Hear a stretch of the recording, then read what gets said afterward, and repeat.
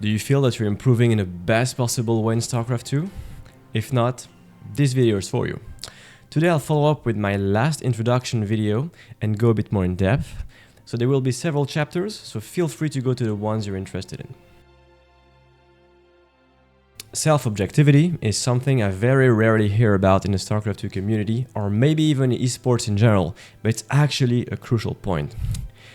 It is commonly accepted that you have to work on your mistakes if you want to improve. While it might be true to a certain degree, focusing solely on them will not only frustrate you, but it will remind you all the time of what you do wrong, and it will ruin your confidence in your ability and thus ruin your performance and all the fun. What I would suggest instead is to invest 70 to 80% of your time focusing on what you're good at and use the rest of that time filling the holes so you don't get abused on your weaknesses. By emphasizing on your strength, you remind yourself that there are things you're good at, which motivates you and increases your confidence, but also simply helps you perform better, because you drag the game onto areas in which you're already gifted. As former Serena Williams' coach Patrick Mouratoglou once said, you don't win Grand Slams with your weaknesses. Damn right. Now, in order to play according to your strength rather than your flaws, you first need to know what your strengths and weaknesses are. Hence the title of this chapter, Self-Objectivity. You have to be as brutally honest with yourself as you can and try to pinpoint what things you do well and what you're not so good at. Are you good at producing units all the time? Is your unit control good? Try to be as specific and honest with yourself as you can. It could be a non-exhaustive list of items you judge you do well or not. You could also ask a practice partner or a friend to help you out. An outside look can often be very helpful.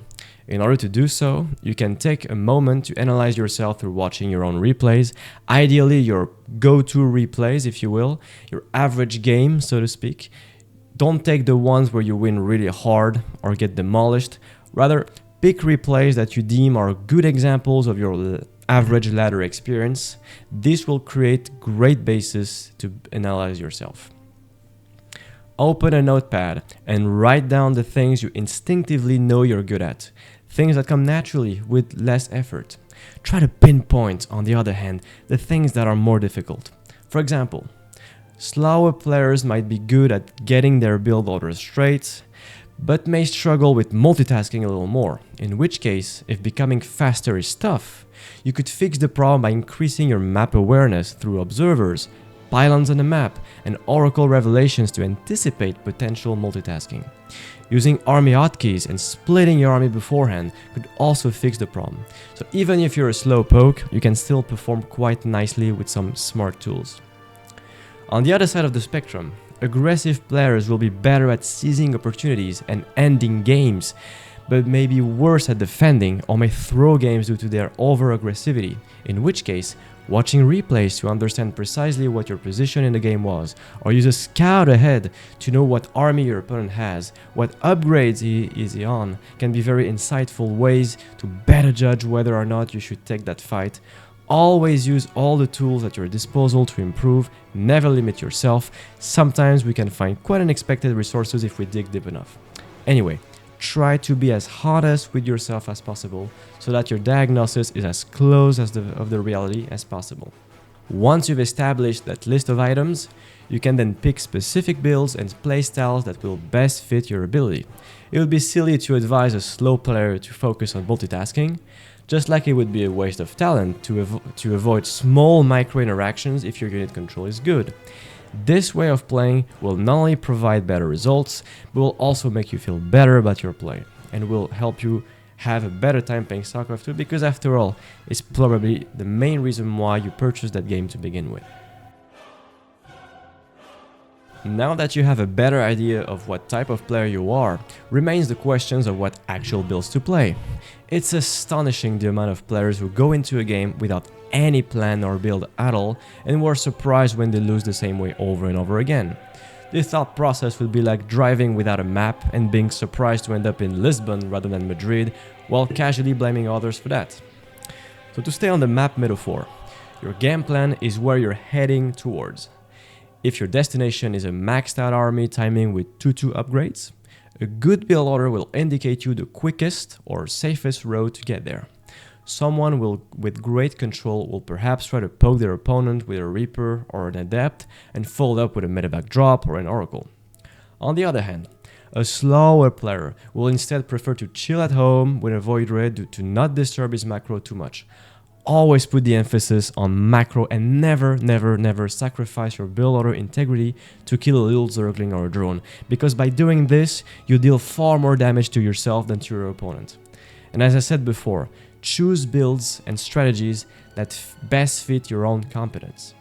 And because I know it's easier said than done, I've made a Discord server in which you can ask me your questions. I offer mentorship for students who are willing to learn, and you can obviously book a one-on-one session with me where I will analyze your replays, guide you in real time, and share all my advice on how to deal with in-game issues such as mental problems, ladder anxiety. So go ahead and join my Discord in the description below.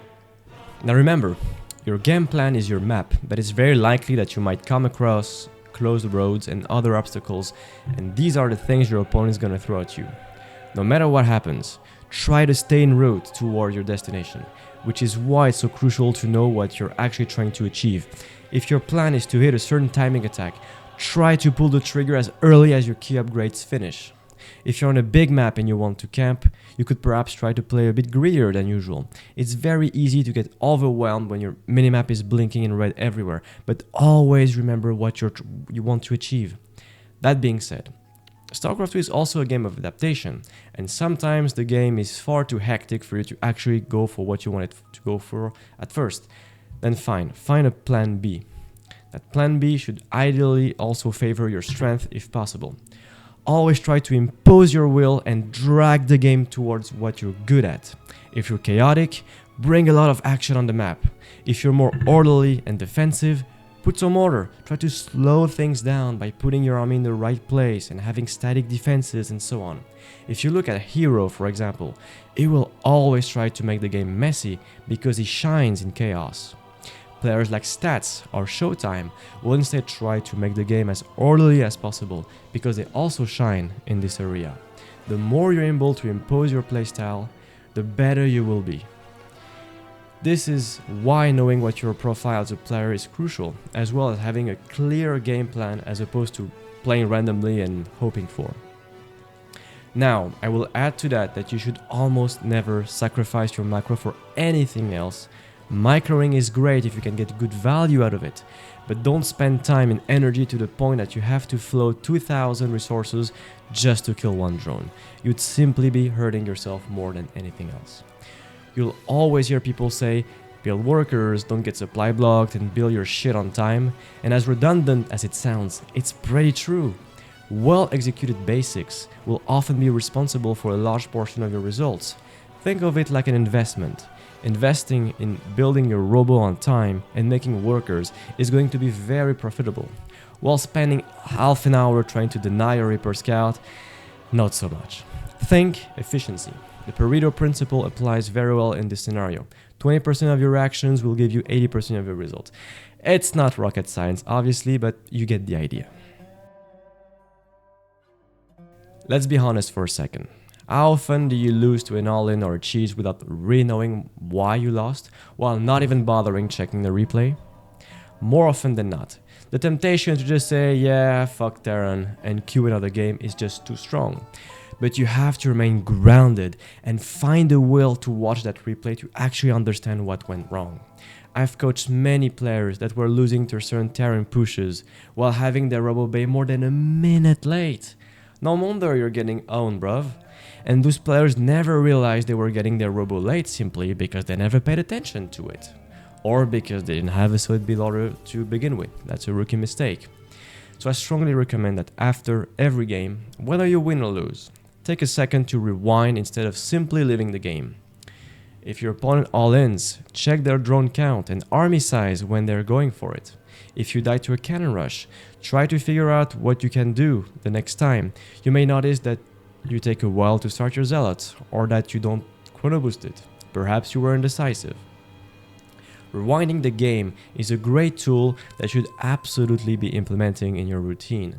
Pay attention to pro players' POV when you're watching a stream. When they leave a game, especially when they lose, they always rewind to have a quick look at what went wrong. While watching the replay, make sure you don't only pay attention to the last part of the game and assume, oh, I took a bad fight and that's why I lost. Frequently, you'll find a plethora of good data to analyze beforehand. Open the production tab and pay close attention to the worker production. Do you notice patterns? Like always getting supply block at 46? That's a Protoss classic. When these patterns become evident, you can then focus on them, and the next time you play and you make a pattern in advance to avoid that supply block at 46. You can look at the in-game clock or your supply and remind yourself to build that robo bay as early as you can afford it, so you can get that Colossus in time for the upcoming attack. It would be silly to break yet another keyboard, wouldn't it? So you don't need to pinpoint every single mistake you do, but rather look at the big picture like I mentioned before, like the constant worker production and having your building placed on time, because these are the things that matter the most. If you indeed took a horrible engagement, perhaps your lack of vision is the real culprit, because you couldn't put yourself in a good position in advance, hence being forced to take an awful fight. Once again, Starcraft 2 is a very complex game, and it's not always easy to know exactly what to improve, which is why I began mentoring players a few years ago to actually share my insights. So to sum it up, I would say, first, try to analyze your profile as a player in a honest manner, so you can align your playstyle with the type of player you are. It will then become easier for you to pick the right builds for you, rather than trying to copy max packs and fail miserably at it. You would then focus on your build with great intent to maximize your chances of winning, and in case you wouldn't get the desired result, make sure to watch the replay, check it out, even rapidly, to at least know what went wrong and what you could do better the next time. If you lose a game, it is essential to know clearly what you would do differently if you were to play the same exact game again. Anyway, I hope this video was helpful. Remember to check out my Discord if you want to book a session with me. Until next time, that was DNS. Stay strong.